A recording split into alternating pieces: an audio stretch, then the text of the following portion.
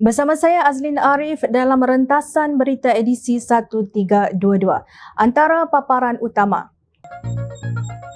Hantu manifesto komunis menjelma di Dewan Rakyat. MP Perikatan Nasional tak ada cermin ke? Kamu yang tolak, kenapa kamu pula koyak?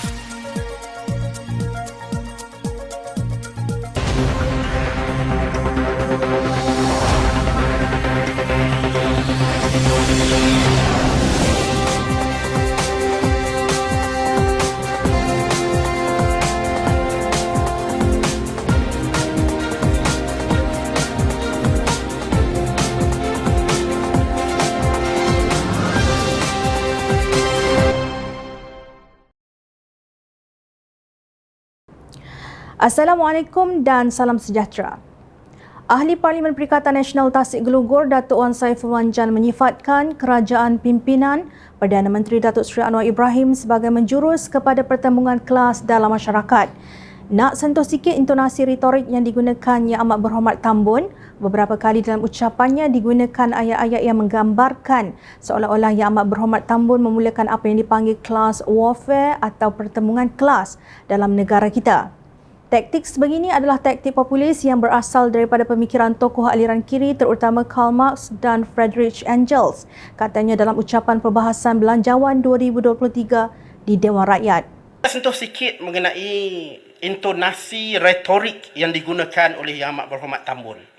Beberapa kali dalam ucapan beliau digunakan ayat-ayat yang menggambarkan seolah-olah Yang Amat Berhormat Tambun mahu memulakan apa yang dipanggil sebagai class warfare atau pertembungan kelas dalam negara kita.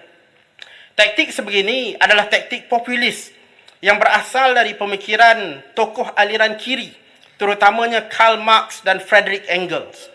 Dalam karya mereka, The Communist Manifesto. Beliau turut memetik sebahagian kecil kandungan manifesto komunis dalam ucapannya. Saya mengesan bau-bau pemikiran aliran kiri tersebut dalam ucapan Yang Amat Berhormat Tambun, ujar Wan Saiful. Timbalan Pengerusi Parti Sosialis Malaysia PSM S. Arul Chalvan menyindir Wan Saiful Wan Jan berhubung kenyataannya di parlimen itu. Marx akan ketawa dalam kuburannya di Highgate, London apabila mengetahui seorang ahli parlimen Malaysia telah membangkitkan manifesto komunis tulisannya di Parlimen Malaysia pada 2023, 175 tahun selepas ia pertama kali diterbitkan pada 1848. Jika Anwar Ibrahim tidak peka dengan situasi semasa, maka Wan Saiful pula menembak guna kelongsong peluru dan jauh di luar jangkauannya, katanya di Petik Malaysia Kini.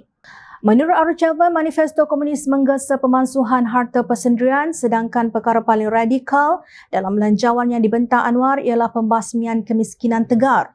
Beliau membangkitkan usaha Perdana Menteri Malaysia sebelum ini yang juga memberi inisiatif kelas seperti BRIM hingga bantuan sara hidup yang semestinya bersifat sosialis mengikut logik Wan Saiful kerana ia memberi bantuan kepada golongan miskin dan bukannya golongan kaya.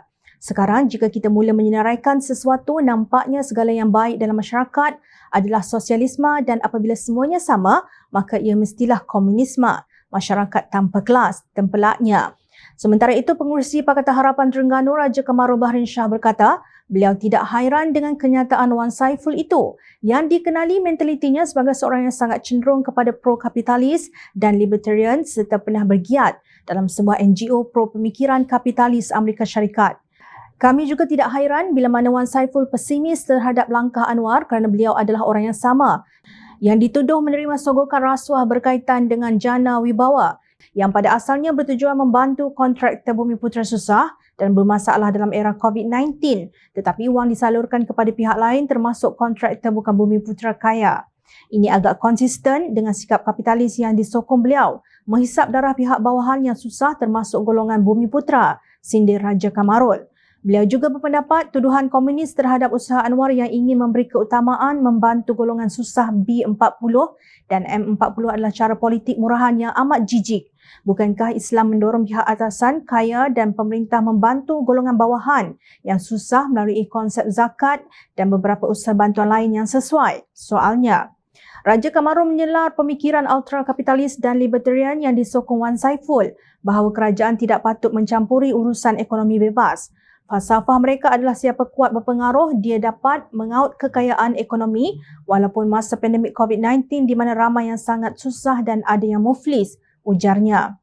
Menurut Raja Kamarul, tuduhan yang mengaitkan Pakatan Harapan dengan komunis adalah modal kempen pihak Perikatan Nasional sejak dahulu lagi untuk saham politik semata-mata tanpa ada bukti mahupun tuduhan spesifik ke atas sesiapa pun. Ketua Amanah Terengganu itu mengingatkan bahawa fahaman dan gerakan komunis telah lama diharamkan di Malaysia dan tindakan undang-undang keselamatan boleh diambil ke atas pengamalnya.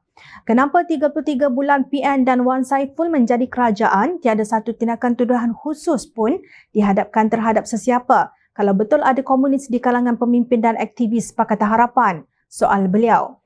Raja Kamarul juga menyelar sikap Wan Saiful yang sangat mendukung konsep kapitalis yang pekat sehingga berkemungkinan menindas golongan miskin. Usaha kerajaan diketuai Pakatan Harapan membantu golongan susah dan tertindas pula dituduh secara komunis dengan tuduhan gerakan nak mengadakan class war atau peperangan di antara kelas kaya dan bawahan miskin. Tempelaknya. Oleh kerana kenaikan cukai golongan atasan tidak begitu banyak, kata Raja Kamarul adalah menjadi tanggungjawab semua golongan T20 untuk berkorban sedikit di waktu ekonomi lemah. Dalam keadaan terdesak sebenarnya, Wan Saiful ingin mewujudkan prasangka buruk supaya golongan kaya tidak menyokong kerajaan hari ini. Mungkin pada beliau golongan berada boleh membeli dan menyogok apa sahaja untuk senang mengaut keuntungan sebagaimana cara sering berlaku dalam sistem kapitalis. Itulah sistem bebas kapitalis menggunakan kekayaan di mana yang kaya akan menjadi lebih kaya dan yang miskin terus ketinggalan jauh ke belakang bidasnya. Kata Raja Kamarul, tuduhan Wan Saiful bahawa Anwar out of touch atau tidak prihatin terhadap realiti semasa sangat meleset dan menghairankan melihat kepada konsep rahmah dan berbagai bantuan untuk golongan bawahan yang diadakan. Golongan yang tidak prihatin atau out of touch dan malahan tidak berhati perut adalah pihak yang menutup parlimen supaya tiada soalan boleh diutarakan dan mengisytihar darurat semasa krisis COVID-19. Dalam masa sama itu juga puluhan bilion kononnya untuk membantu rakyat hilang melalui berbagai tipu helah licik. Wan Saiful bolehlah membantu memberi keterangan kenapa dana untuk membantu rakyat yang susah boleh diseleweng oleh golongan atasan yang sudah kaya raya melalui ekonomi kapitalis, tembelaknya. Tidakkah ada sedikit perasaan bersalah pihak yang mengambil dana untuk bantuan pihak bawahan untuk kegunaan pihak yang berkuasa yang sudah pun hidup senang dan kaya? Soal beliau. Raja Kamarul merumuskan bahawa sistem ultra kapitalis seperti yang didukung Wan Saiful banyak menghisap darah rakyat yang menderita semasa krisis COVID-19 sehingga hari ini. Demikian, dua orang pemimpin rakyat yang berbeza fikrah politik, seorang sosialis dan seorang lagi Islamis, menghadam ciri ihsan yang diterjemah dalam Belanjawan 2023 tetapi gagal dicerakin oleh Wan Saiful. Hakikatnya tidak ada belanjawan yang sempurna, sebab itu ia perlu dibahaskan di Dewan Rakyat. Ihsan adalah sebahagian daripada ciri Malaysia Madani, bukan datang daripada pemikiran kiri. Tidak perlulah koyak sampai bangkitkan teori yang sudah berkubur berkurun-kurun bersama jasad penciptanya. Pakar ekonomi Profesor Emeritus Dr. Bajaya Bardai berkata Perdana Menteri Datuk Seri Anwar Ibrahim dan juga Menteri Kewangan mahu mengimbangi defisit perbelanjaan agar tidak terlalu tinggi sehingga boleh membebankan kewangan negara. Menteri Kewangan hari ini adalah bekas Menteri Kewangan 20 tahun lepas yang semasa beliau menjadi Menteri Kewangan telah berupaya mengimbangkan belanjawan. Pada tahun itu, belanjawan sampai defisit kosong sehingga beliau berjaya juga menurunkan pinjaman kerajaan. Katanya seperti dipetik Sumber Kini pada Selasa. Tiap-tiap tahun kita meminjam 100 bilion ringgit, jadi ini satu yang tidak baiklah dari sudut pengurusan kerajaan. Tetapi zaman itu zaman COVID-19, zaman kemilistan di mana semua orang memerlukan bantuan dan apa kerajaan lakukan itu boleh dirasionalkan, tegasnya. Justru menurut beliau, Anwar tidak mahu terus mengikuti langkah berkenaan dan ingin membawa balik semangat 20 tahun lalu sebagai satu pengurusan kewangan negara di Malaysia. Maknanya Anwar bukan tidak sedar tentang keperluan rakyat Malaysia, tetapi untuk memuaskan hati semua pihak adalah mustahil kerana kerajaan mempunyai prioriti yang lebih mendesak iaitu untuk mengukuhkan ekonomi. Ini termasuk tuntutan Kongres Kesatuan Pekerja-Pekerja di dalam Perkhidmatan Awam QPEX agar gaji penjawat awam dinaikkan. Kata Anwar, penjawat awam harus bersabar kerana negara ketika ini berdepan hutang mencecah 1.5 trilion ringgit dan defisit pada 5.6%. Perdana Menteri menjelaskan ketika ini kerajaan tidak boleh bersetuju dengan desakan QPEX itu kerana ia akan meningkatkan defisit negara. QPEX minta kaji semula gaji supaya ditambah. Saya setuju pada prinsipnya, tetapi saya terangkan mengenai pendekatan yang dilakukan sebelumnya. Kalau kita menambah gaji, defisit akan menjadi 6.5%. Tiada orang hendak datang melabur di negara ini kerana tidak yakin ada kekuatan tekad politik untuk mengurus negara dengan baik. Jadi sabarlah sekejap, katanya di petik media. Selepas menyampaikan ucap tama pada forum antarabangsa mengenai Islam dan Islamofobia ke arah yang bermakna pelibatan melalui pendekatan madani baru-baru ini. Sebelum ini, Presiden QPEX Datuk Ann Ahmad ketika mengulas mengenai Belanjawan 2023 dalam satu kenyataan berpandangan tiada sebarang komitmen diberikan kerajaan untuk menilai semula sistem saraan baharu perkhidmatan awam melalui model gaji dan upah yang mampu meningkatkan pendapatan penyewa awam supaya lebih baik berbanding peningkatan kos sara hidup. Seterusnya, Anwar berkata kerajaan tetap cuba berkongsi sedikit hasil negara dengan penyewa awam melalui Belanjawan 2023. Apakah tidak penting untuk kita selamatkan orang miskin tegar yang lebih teruk daripada semua pekerja yang ada?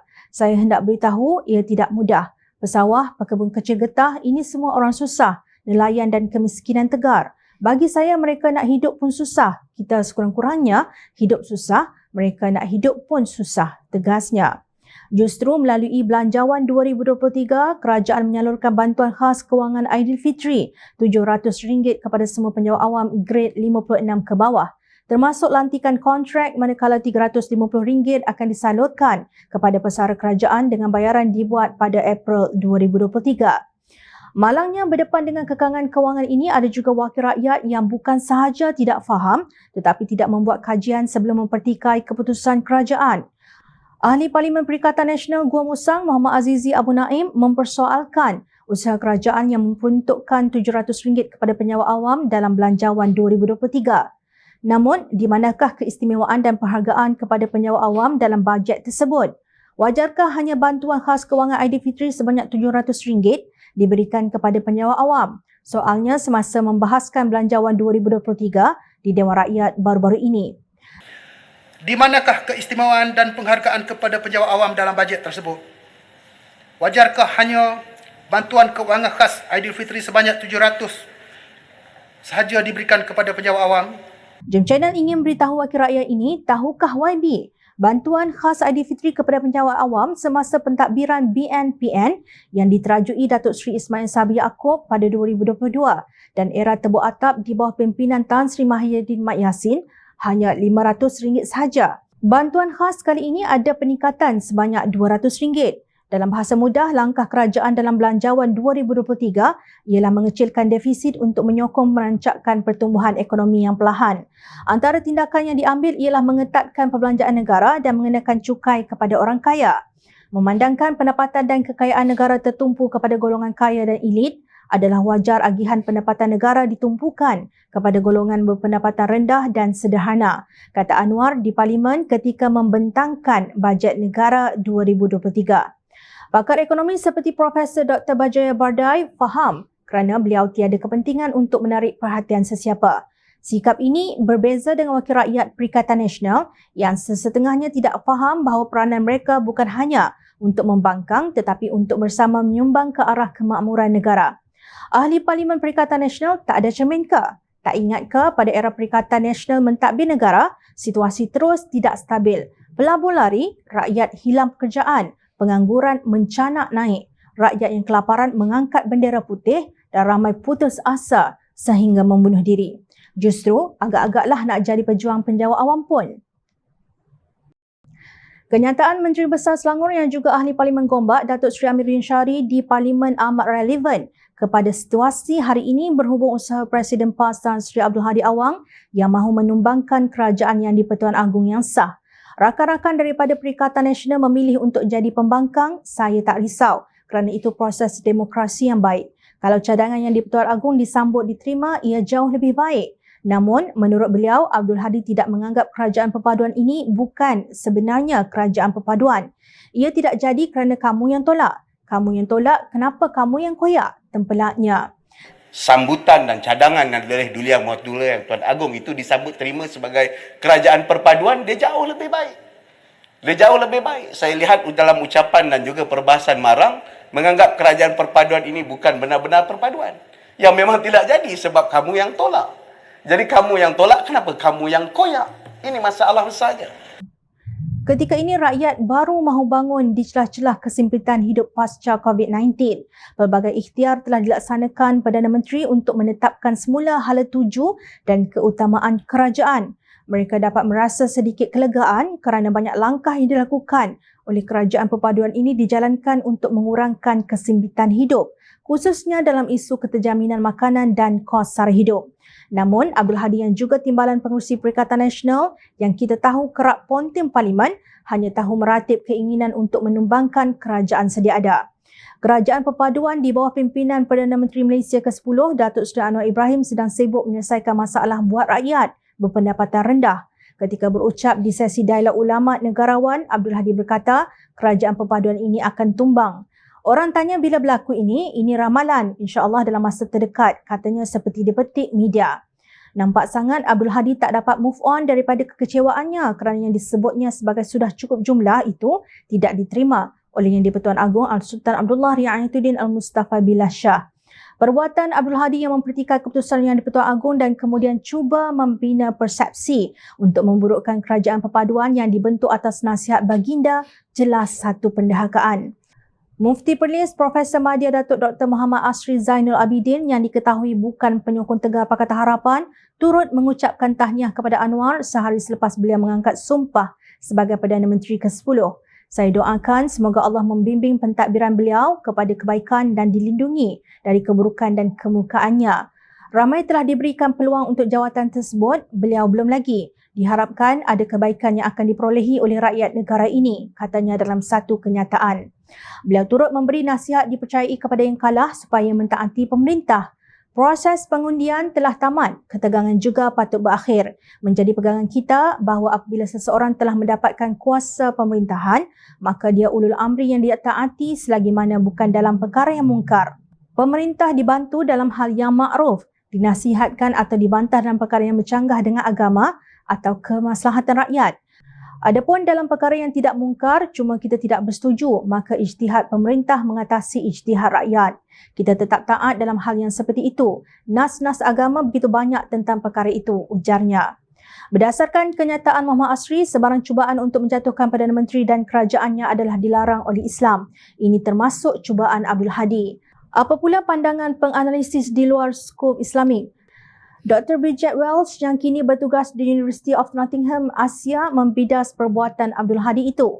Pemimpin Islam Malaysia Hadi Awan secara tidak bertanggungjawab dan secara tidak betul meramalkan kerajaan akan runtuh. Komen beliau menjejaskan pelaburan, merosakkan penciptaan pekerjaan, meluaskan polarisasi politik dan melanggar gesaan agar semua pihak berusaha ke arah Malaysia yang lebih kukuh, ciapnya di Twitter. Malang sungguh apabila Abdul Hadi dilihat oleh penganalisis sebagai pemimpin Islam, sedangkan apa yang dilakukannya bercanggah dengan ajaran Islam yang melarang perbuatan merampas kuasa. Mengulas mengenai keputusan pilihan raya umum ke-15 lalu, beliau bersetuju rakyat Malaysia telah menggunakan hak mereka dan keputusan berpecah tetapi jelas. PN kalah dalam pilihan raya kerana ia adalah gabungan kedua. PH memenangi kedua-dua kerusi terbanyak dan undi terbanyak. Setelah bersekutu dengan gabungan lain, kerajaan Anwar mempunyai 2/3 parlimen. Hadi berulang kali salah dalam pencirian keputusannya, tegas Dr. Bridget Welch. Maksud beliau, pendirian Abdul Hadi bahawa Perikatan Nasional sepatutnya terpilih sebagai kerajaan adalah salah. Justru dakwaan bahawa Yang di-Pertuan Agong seumpama pengadil bola sepak yang menambah masa walaupun sudah ada pemenang adalah salah dan satu penderhakaan. Sama ada melihatnya daripada sudut agama Islam atau adab politik, Perikatan Nasional kalah dalam pilihan raya umum ke-15. Itu adalah fakta. Ingat, rakyat sentiasa memerhati. Teruskan bersama kami di Jom Channel dan layari portal jomchannel.net untuk mendapatkan berita politik tanah air. Saya Azlin Arif, terima kasih. Assalamualaikum dan salam sejahtera.